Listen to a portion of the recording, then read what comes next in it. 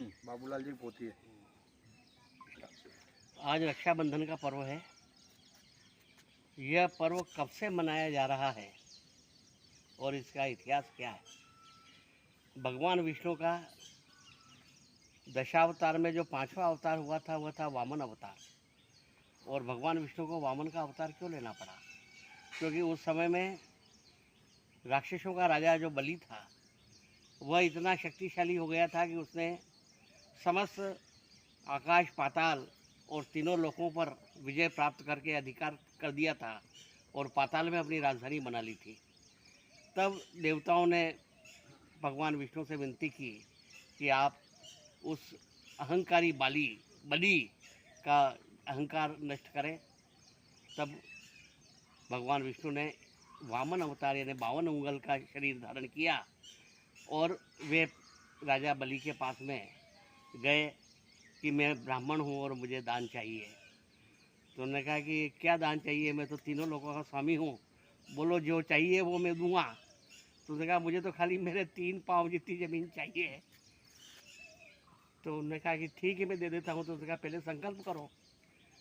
तो वो संकल्प करने के लिए जैसे ही वो कमंडल में जल निकालने लगे तो दैत्यों के गुरु शुक्राचार्य जी थे, उन्होंने सोचा कि ये मना कर दिया कि भाई इसको मत देना दान, ये 3 पाँव ज़मीन मांग रहा है तो ये तुम्हारे लिए बड़ा परेशानी का कारण बन जाएगा। तो भी बलि नहीं माना। तो जो कमंडल में जो पानी निकलने का है उसमें वो वहाँ पे मच्छर बनकर बैठ गए। तो उन्होंने कहा पानी नहीं निकल रहा था, उसने एक सीख डाली, उससे उनकी आंख फूट गई। तो शुक्राचार्य जी एक आंख से खाने हो गए। उसके बाद में भी बलि ने संकल्प किया।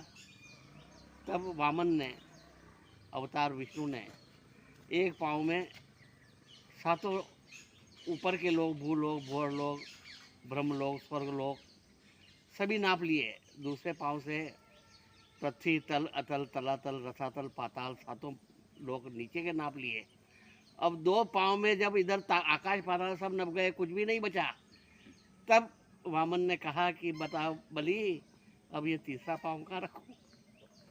तब बलि का अभिमान चूर हुआ कि मैं अपने आप को तीनों लोगों का स्वामी मानता था, परंतु ये तो 2 पाँव में ही इन्होंने सब नाप लिए, मेरे पास तो अब कुछ बचा ही नहीं, मैं क्या दूं? तो उन्होंने कहा कि प्रभु, समझ गया वो कि ये भगवान है। तो उसने उनके चरणों में सर रख दिया और कहा कि ये तीसरा पाँव मेरे सर पर रख दीजिए। तब वामन ने सोचा कि अब इसका अभिमान चूर हो गया है और उन्होंने वरदान दिया कि जब खुश हुए कि बोलो क्या चाहते हो, जो भी वर चाहे मांग लो, अब मैं तुम्हारे अभिमान को चूर होने के कारण तुम्हारे पर प्रसन्न हो गया हूँ।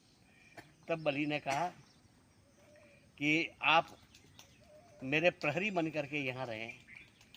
तो उन्होंने कहा जब वचन दे दिया था तो भगवान प्रहरी बन के वहाँ रह गए।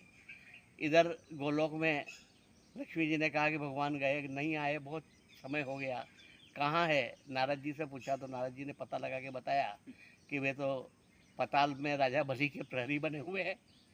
तब लक्ष्मी जी ने एक रेशम का धागा लिया जो रक्षा सूत्र के नाम से जाना जाता है और वो पाताल में गई और बलि को कहा कि मैं तुम्हें अपना भाई बनाना चाहती हूँ, मैं आपको राखी बांधना चाहती हूँ, रक्षाबंधन करना चाहती हूँ, तो आप मेरी रक्षा करें, इसका वचन दें। तब लक्ष्मी जी ने बलि को पहली बार राखी बांधी। तब रक्षाबंधन होने के बाद में बलि ने कहा बहन क्या चाहिए?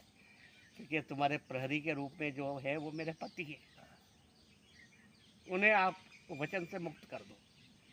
तब बलि ने उन्हें मुक्त किया, परंतु आग्रह भी किया कि बहन और बहनोई पहली बार मेरे घर पे आए हैं तो कुछ दिनों मेरे यहाँ निवास करें। तो रक्षाबंधन से लेकर के कार्तिक पूर्णिमा की 13 तक, इतने दिनों तक भगवान विष्णु लक्ष्मी जी सहित पाताल लोक में रहते हैं।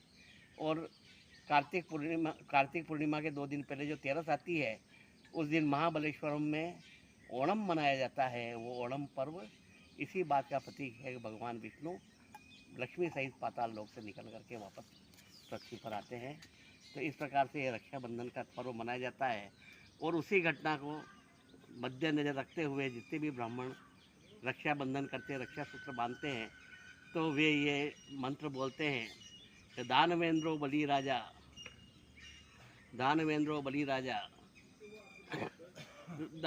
महाबल येन बद्धो महाबल तेन हम प्रतिबद्धामि रक्षे माचल माचल, इस श्लोक का वाचन करके वो सभी को राखी बांधते हैं।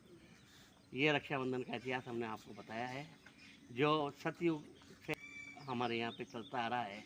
आप सभी को श्रावण पूर्णिमा, रक्षाबंधन और शाही सवारी की बहुत बहुत शुभकामनाएं।